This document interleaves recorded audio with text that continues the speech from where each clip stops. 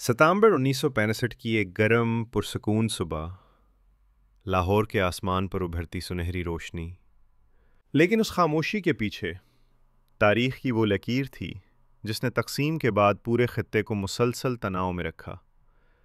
پاکستان اور بھارت کی متنازع سرحد اور کشمیر کا وہ خطہ جس نے دونوں ممالک کو دوبارہ جنگ کے دہانے پر لا سرحد کے قریب مٹی اڑاتی ہوائیں، ویران راستے اور چوکس کھڑے سپاہی، ماحول میں ایک بے نام سی بے چینی، جیسے وقت خود رک کر کسی فیصلے کا انتظار کر رہا ہو۔ پاکستانی سپاہی BRB نہر پر مستعد کھڑے تھے، اونچے بند، تنگ راستے اور ہر جانب خاموش پھیلی کشیدگی۔ یہاں فیصلہ ہو جانا تھا کہ دشمن لاہور تک پہنچے گا یا نہیں۔ برقی سیکٹر میں دھند اور بارود کی ملی جلی مہک کے بیچ توپوں کی گھن گرج دور سے سنائی دینے لگی۔ دیہات خالی ہو چکے تھے، لیکن میدان جنگ میں ہلچل بڑھتی جا رہی تھی۔ لاہور کے نواح میں دونوں ممالک کے ٹینک آمنے سامنے آ گئے، دھماکے، مٹی کے بادل، دھواں اور فولاد کا فولاد سے ٹکرانا۔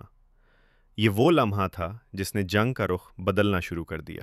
اوپر سے دیکھا جائے تو BRB نہر ایک آہنی دیوار کی طرح کھڑی تھی، تباہ شدہ پل، اٹھتا ہوا دھواں اور سپاہی جو ہر قیمت پر دفاع کا عزم لیے کھڑے تھے۔ بیتاپور کے قریب ٹوٹے گھروں اور خالی کھیتوں کے درمیان سپاہی ایک ایک قدم احتیاط سے آگے بڑھتے تھے۔ ہر جھاڑی، ہر موڑ خطرے سے خالی نہ تھا۔ اسی دوران آسمان پر بھی ایک الگ جنگ جاری تھی۔